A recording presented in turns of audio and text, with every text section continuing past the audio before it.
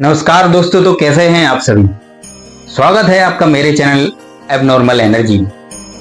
आज की कथा एक भक्त के बारे में है। जो भक्त ठाकुर जी का बहुत बड़ा भक्त था और वह काफी भोला भाला था। वह रोज सुबह गंगा स्नान करने जाया करता और वहां से लौटकर अपने ठाकुर जी की पूजा सेवा अर्चना करता। लेकिन एक दिन उसकी धोखे से नींद आधी रात को खुल ही गई और वह चला गया गंगा स्नान करने। और जब वह गंगा नदी की ओर जा रहा था तो उसने देखा कि जंगल की ओर से कुछ लोग चले आ रहे हैं। तो साधु ने सोचा कि यह भी कोई भक्तगण है मेरे ठाकुर जी, जो पहले स्नान करने आते हैं उसके बाद पूजा करने जाएंगे। लेकिन बाबा जी को नहीं मालूम था कि जो उन्हें दिखाई दे रहे हैं वह एक डकैत चोरों का ग्रुप है। जब वह चोर साधु के पास आते हैं, उस भक्त के पास आते हैं, तो उससे बोलते हैं, कभी ओ साधु तू क्या कर रहा है यहाँ पर। तो साधु ने बोला कि मैं तो गंगा स्नान करने आया हूँ, मैं ठाकुर जी की पूजा करता हूँ और उससे पहले मुझे स्नान करना जरूरी है, आप भी स्नान कर लो भाइयों।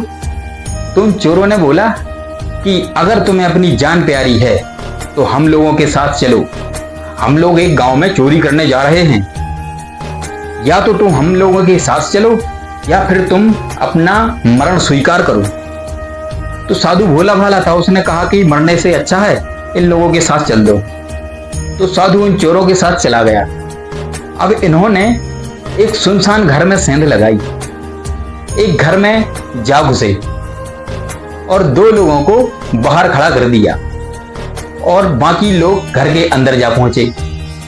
तो जो चोरों का सरदार था उसने बोला कि ये साधु बाहर खड़ा हुआ क्या करेगा, इसे भी अंदर ले चलो अपने साथ। तो सभी चोरों के साथ वह साधु भी अंदर चला गया। जितने भी चोर थे दोस्तों, सभी अपने काम में लग गए।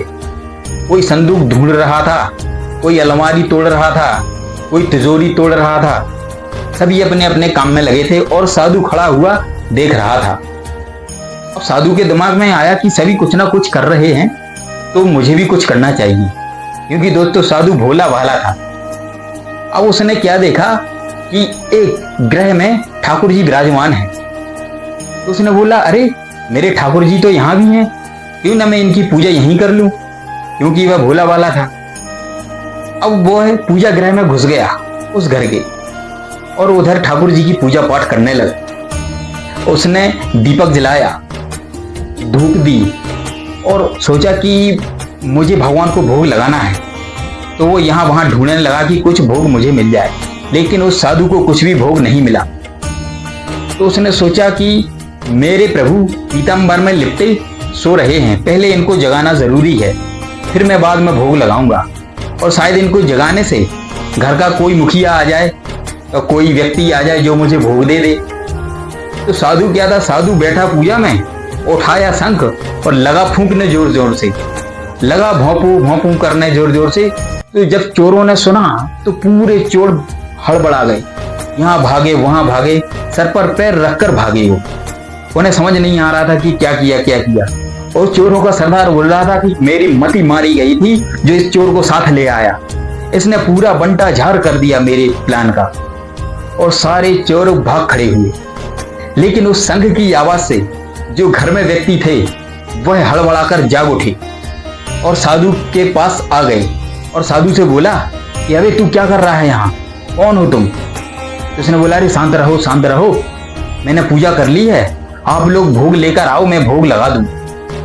तो घर वालों ने बोला कि अभी ये बताओ कि तुम हो कौन और मेरे घर में क्या कर रहे हो। तो उस साधु ने पूरी बात उन घर वालों को बतला दी कि मैं तो गंगा स्नान करने जा रहा था, लेकिन कुछ चोर लोग मुझे यहाँ पकड़ लाए। सभी लोग चोरी कर रहे थे तो मैं क्या करता, मैं खड़ा खड़ा देख रहा था। तो मैंने सोचा मुझे भी कुछ करना चाहिए और मुझे प्रभु के दर्शन हो गए कि हाँ यहाँ तो प्रभु बैठे हैं, और मैंने पूजा करनी चालू कर दी।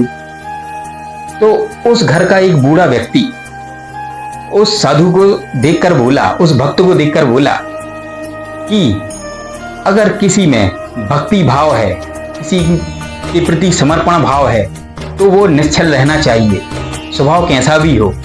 अगर वह गलत काम करता है तो उसकी इस निश्चलता को देखकर उसे माफ कर देना चाहिए।